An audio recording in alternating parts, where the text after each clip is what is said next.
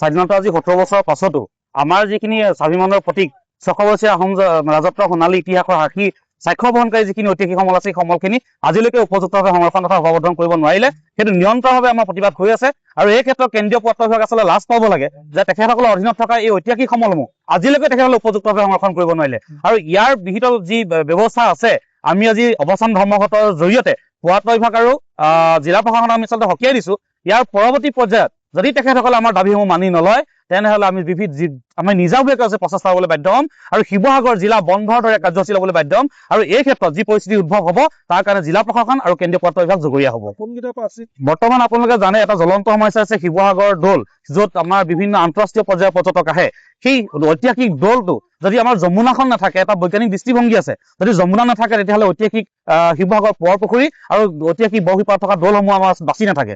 গতিকে এই বিষয়টো জনাৰ পাছতো আচলতে যি হেমাহি কৰিছে, দুটাকৈ বৰকাছ মৰি গৈছে যমুনা পুতি সমান কৰি দিলে, ঘৰ বনাই দিছে। গতিকে এই কথাবোৰ দেখিও যদি প্ৰশাসনে চকু মুদা খুলি ভাৰতে তেনেহলে আমি হাত সাৱটি বহি নাথাকিম। ঐতিহাসিক ৰংগনাথ দৌল আছে, ঐতিহাসিক জয়মতী যিগৰাকী মহিয়সীৰ নাম আমি লওঁ, সেই মহিয়সী জয়মতী মৈদামটো আজিলৈকে উপযুক্ত সংৰক্ষণ কৰিব নাই। তাতকৈ লাজৰ কথা আচলতে চৰকাৰখনৰ কাৰণে নাই, জিলা প্ৰশাসনৰ কাৰণে নাই, পুৰাতত্ব বিভাগৰ কাৰণে নাই। আৰু এই পৰৱৰ্তী পৰ্যায়ত তেখেতসকলে যদি কোনো ধৰণৰ ব্যৱস্থা গ্ৰহণ নকৰে তেনেহলে আমি নিজাববীয়াকৈ জংগী আন্দোলনৰ কাৰ্যসূচী হাতত ল'বলৈ বাধ্য হ'ম।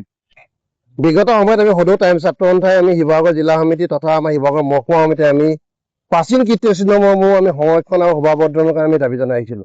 কিন্তু এই ক্ষেত্ৰত কিন্তু চৰকাৰে আজি পৰ্যন্ত কিন্তু ইয়াৰ কোনো এটা ষ্টেপ কিন্তু আগ নবঢ়ালে বা এই ক্ষেত্ৰত কোনো ব্যৱস্থা গ্ৰহণ নকৰিলে। পুনৰ আজি আমি শিৱসাগৰ মহকুমা সমিতিৰ উদ্যোগত আজি দুঘণ্টীয়া অৱস্থান ধৰ্মঘট পালন কৰিছো। চাওক আপোনালোকে হয়, যমুনাখন আপোনালোকে দেখিছে ডাষ্টবিনত পৰিণত কৰিলে। আমি বিভিন্ন সময়ত দাবী জনাই আহিছো যে যমুনা বেদখলমুক্ত হ'ব লাগে। যমুনাৰ পাৰে পাৰে ঘৰ বনাইছে, যমুনাখনত ডাষ্টবিনত পৰিণত কৰিছে। এই ক্ষেত্ৰত কিন্তু চৰকাৰে কিন্তু কোনো গুৰুত্ব দিয়া নাই বা জিলা প্ৰশাসনে কোনো গুৰুত্ব দিয়া নাই। ইয়াত এখন মিউনিচিপালিটি আছে, কিন্তু শিৱসাগৰ মিউনিচিপেল বোৰ্ডে কিন্তু কোনো গুৰুত্ব প্ৰদান কৰা নাই। কিন্তু মিউনিচিপালিটিৰ হাত নাথাকে তাত কেনেকৈ ডাষ্টবিনত পৰিণত কৰিব পাৰিলে, সেইটো প্ৰশ্ন আমাৰ চৰকাৰলৈ, মিউনিচিপেল বোৰ্ডলৈ, আমাৰ জিলা প্ৰশাসনলৈ। গতিকে আমি সদৌ টাইম ছাত্ৰ সন্থাই আজি এই দুঘণ্টীয়া অৱস্থানৰ ধৰ্মঘটৰ জৰিয়তে আমি দাবী জনাইছো অনতিপলমে যদি যমুনাখন বেদখলমুক্ত নকৰে কিন্তু আমি সদৌ টাইম ছাত্ৰ সন্থাই ৰাইজক লগত লৈ কিন্তু বেদখলমুক্ত কৰিবলৈ আমি বাধ্য হ'ম। আৰু এটা কথা ক'ব লাগিব যে আপোনালোকে হয়তো দেখিছে বৌ জয়সাগৰত থকা ৰংগনাথ শিৱদৌলটো কিন্তু ব্যক্তিগত মানুহলৈ কিন্তু পৰিণত কৰিবলৈ বিচাৰি আছে। গতিকে আমি সদৌ টাইম ছাত্ৰই দাবী জনাইছো যে এই মাটিকালি বা ৰংগনাথ শিৱদৌলত কিমান মাটিকালি আছে তাক উলিয়াবৰ কাৰণে আমি দাবী জনাইছো। অনতিপলমে কেইজনমান ব্যক্তিয়ে কিন্তু তাত মাটি পেলাই, তাত ফলনি নিৰ্মাণৰ নামত কিন্তু মাটি পেলাই দৌলটোৰ প্ৰতি ভাবুকি আনিছে। দৌলটো হয়তো বৰষুণ দিয়াৰ লগতে দৌলটো হয়তো পানীৰ তলত ডুব যাব। গতিকে আমি সদৌ টাইম ছাত্ৰই দাবী জনাইছো যাতে অনতিপলমে যদি এই বেদখলমুক্ত নকৰে বা এই ব্যক্তিকেইজনৰ পৰা এই শিৱদৌলটোক যদি বচোৱাৰ ব্যৱস্থা নকৰে আমি সদৌ টাইম ছাত্ৰ সন্থাই কিন্তু অনতিপলমে আমি এই ক্ষেত্ৰত আমি জংগী আন্দোলন কৰিবলৈ বাধ্য হ'ম। আৰু লগতে এটা কথা ক'ব লাগিব যে য'ত আমাৰ জয়সাগৰ বুলি চিনাকি, য'ত জয়মতীৰ আমাৰ স্মৃতি আছে, য'ত মৈদাম আছে, কিন্তু মৈদামলৈ আপুনি গ'লে কিন্তু মৈদামটো কিন্তু আপোনালোকে দেখা নাপায়।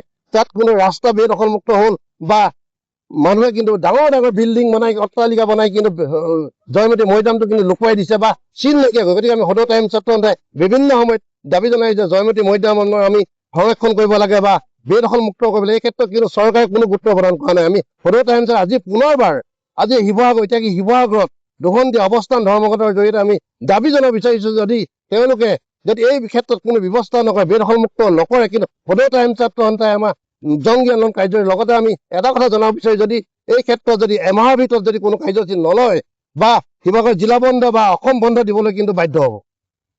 শিৱসাগৰৰ পৰা ফাৰহান লস্কৰৰ ৰিপৰ্ট, আছাম ৰিপৰ্টছ লাইভ।